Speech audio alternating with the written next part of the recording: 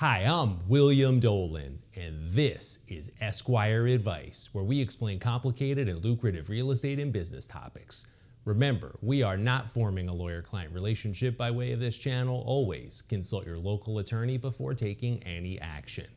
With that said, grab a pencil and a piece of paper and get ready to learn.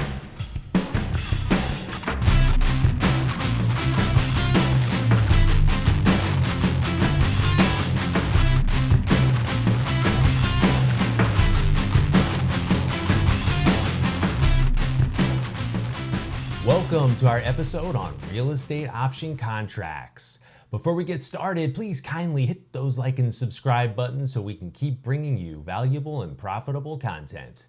Let's tackle this topic key concept style. The first key concept is important definitions. In an option contract, there is an optionor, which you can think of as the seller, and the optionee, which you can think of as the buyer.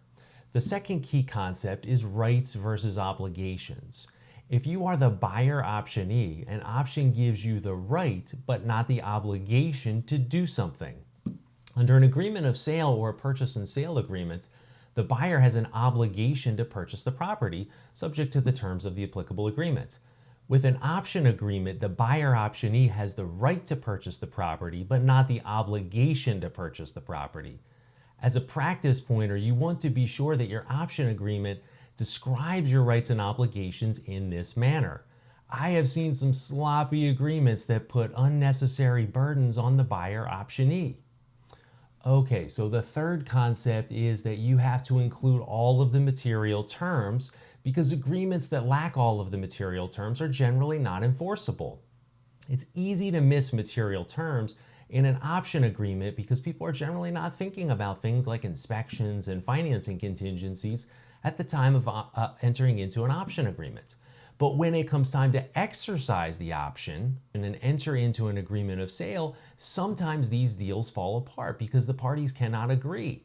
The easiest way to deal with this problem is to have an agreement of sale completed but not executed and attach it as an exhibit to the option contract and include language in the option contract to the effect that upon exercise of the option, the parties agreed to enter into an agreement of sale in the form attached to the option contract. All right, so the fourth key concept is consideration. In many jurisdictions, agreements are not enforceable without consideration. That means you need to pay something for the option. A mere peppercorn is enough, as the old legal saying goes. So you could pay $100 or even $10, but most likely to tie up someone's property, you'll need to pay them more than that. The fifth key concept is duration. This one is a bit esoteric, but bear with me for a moment. Agreements that go on forever, and even some with a shorter duration than forever, can be unenforceable based on what is called the rule against perpetuities. If you state that you have the right to purchase the property for a particular price with no term, it is indefinite. That is forever and potentially unenforceable. Therefore, you need to state that you must exercise your option in some specified time frame, like within 2 years or 5 years of the date of this agreement, something like that. The sixth key concept is recording. If you are the buyer optionee, you want the option recorded in the applicable recorder's office because you don't want the seller optionor to sell the property out from under you. The seventh key concept is regulatory issues. If you plan to sell your rights under the option agreement, this activity could be viewed as similar to what a real estate agent does. When you provide real estate services, you're generally required to have a professional license. If you're holding the option for yourself and not selling to someone else, it's okay. But if you try to sell it, that could be a problem in some jurisdictions. Now, technically, you have an equitable interest in the property and should be exempt from real estate licensure in most states because you're a principal in the deal. However, if you have no intention to ever purchase, and you have no ability to purchase, regulators have made the argument that these kinds of wholesaling efforts are just a subterfuge for engaging in real estate services without a license. This issue is more prevalent in some jurisdictions than others.